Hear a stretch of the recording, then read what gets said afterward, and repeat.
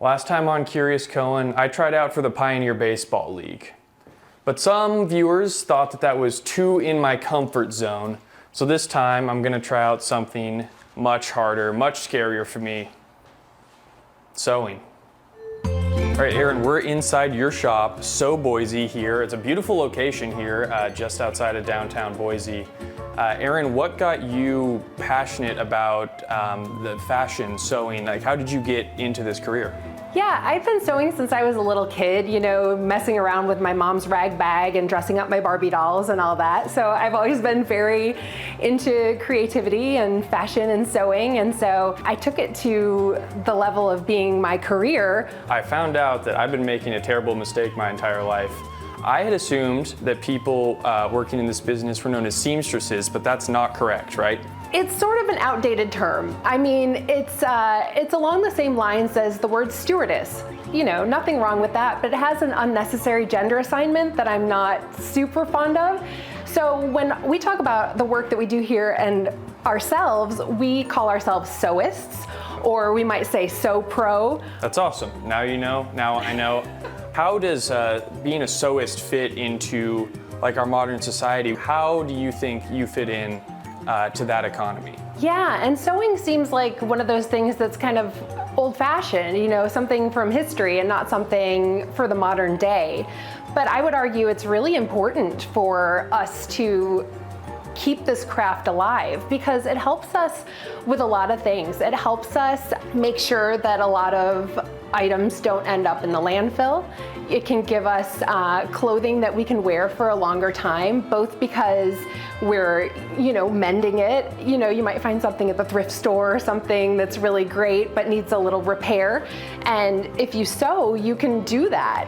And you can also make clothing fit you better. And that helps us all with our self-esteem. It helps us, you know, out in the world. And I think that can't be anything but a good thing.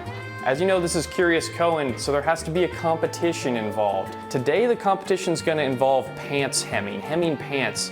What are the steps involved in that, Aaron? What we do is we mark what length we would like the pants to be. We cut them just below that length. We fold them over, and then we sew the new hem. All right, so we are gonna battle today in a hem of the pants, but Aaron is a sew pro, I am a sew amateur, so we're gonna need to level the playing field a little bit. So we've eliminated those first three steps for me. I will not have to mark, I will not have to cut, I will not have to fold those pants. I just have to figure out how to sew them together, but Aaron's gonna have to work from scratch. All right, I have these tan pants here that need just a small adjustment. And what are you working with, Aaron? I have these green pants here that need to be hemmed up approximately 3 inches shorter. Okay, well, let's see who's got it best, the professional or the amateur with an absolutely massive advantage. 3, 2, 1, begin. My fine motor skills are not fine. Aaron, ballpark, how many pants do you think you've hemmed in your career? Oh, easily thousands. It's our most frequent alteration that we do here. Lord. How's it going over there? It's not well, not well. Let's hope for workers' comp's sake that I don't lose a finger doing this. I did once sew through my finger. Oh. It's no big deal though, and I was on kind of a tight deadline, and so I just pulled it out and kept sewing. Oh. Hope you do a good job on those. You know those are my personal pants, right? You can turn your speed up, you know. Okay, that's you asking for trouble. Well, Turbo mode activate. what's going on with yours? It's a light adjustment. You know, sometimes some things require just a fine, delicate, small adjustment in order to work. I mean, I don't want to say that mine are done, but because they're not done, they still have to be pressed. I'll walk slowly to the ironing board. Okay, give me some time.